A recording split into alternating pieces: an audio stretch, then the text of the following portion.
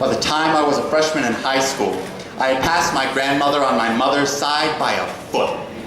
I was already taller than her by the 7th grade, but now I felt massive, colossal. With a big head on broad shoulders and long fingers perfect for piano playing, I felt tremendous.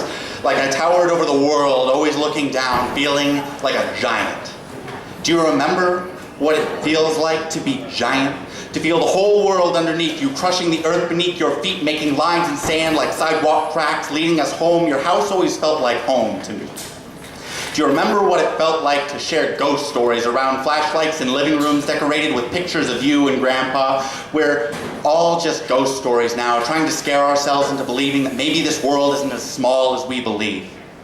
I remember when my mother called and told me that my grandmother had Alzheimer's, that the vulturous disease would eat at her brain like maggots on garbage until she would forget everything we ever did, until she'd forget everything and everyone, until she would forget how big we all used to be. I remember my mother telling me how small she looked in the doctor's chair, like I could hold her in my palm, piano fingers turned keys to a cage. I would watch her wither away, I would watch her grow smaller, I would watch her forget about me and everyone she ever loved. I had never felt so small. I have always felt so small. When the world beneath your feet finally crumbles from the pressure, will there be anyone there to catch you, or do you just keep falling? You would always tell me how you loved the night sky, how you could get lost staring at the space between the stars, turn memories to stardust, close your eyes and I can take you there. Tell me, how long will it be before you forget my face, until you forget my name? When will the day come when I forget to think about you? When you're standing so tall it gets harder to breathe,